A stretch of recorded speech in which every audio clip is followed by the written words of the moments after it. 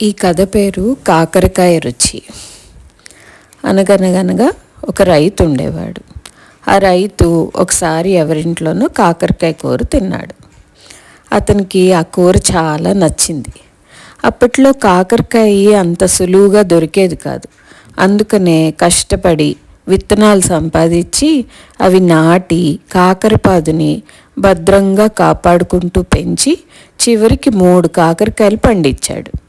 అవి ఎంతో సరదాగా కోసుకుని జాగ్రత్తగా ఇంటికి తీసుకుని వెళ్ళాడు.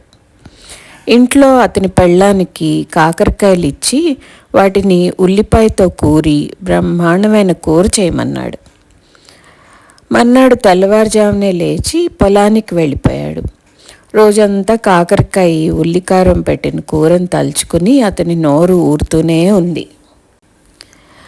ఎప్పుడెప్పుడు ఇంటికి వెళ్దామా, ఎప్పుడు కూర తిందామా అని ఆరాట పడతా ఉన్నాడు. ఇట్లా ఉండగా అతని పెళ్ళాం ఏం చేసింది, బూర్ల మూకుడులో మంచిగా నూనెసి ఉల్లికారం పెట్టిన కాకరకాయలు వేయించడం మొదలుపెట్టింది. ఆ వేగుతున్న కాకరకాయలు నూనెలో బుసబుసలాడుతూ మంచి సువాసన వస్తున్నాయి. కూర అయిపోయాక ఆ కాయలను చూస్తుంటే ఆ అమ్మాయి ఉండబట్టలేకపోయింది.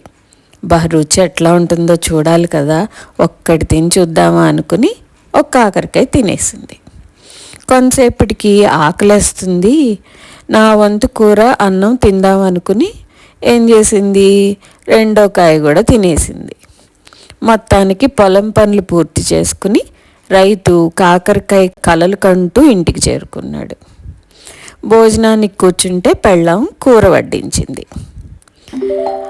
కూర చూసి ఇదేంటి ఒకటే ఉంది, మిగిలిన 2 ఏవి అని అడిగాడు.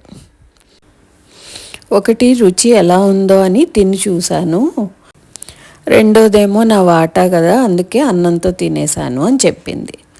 రైతుకేమో కోపం వచ్చింది. అలా ఎలా తినేసావు అన్నాడు. ఇలా అని 3వది కూడా నోట్లో వేసుకుని తినేసింది. మరి కాకరకాయ రుచి అలాంటిది, మరి బాగుందా మరి కదా.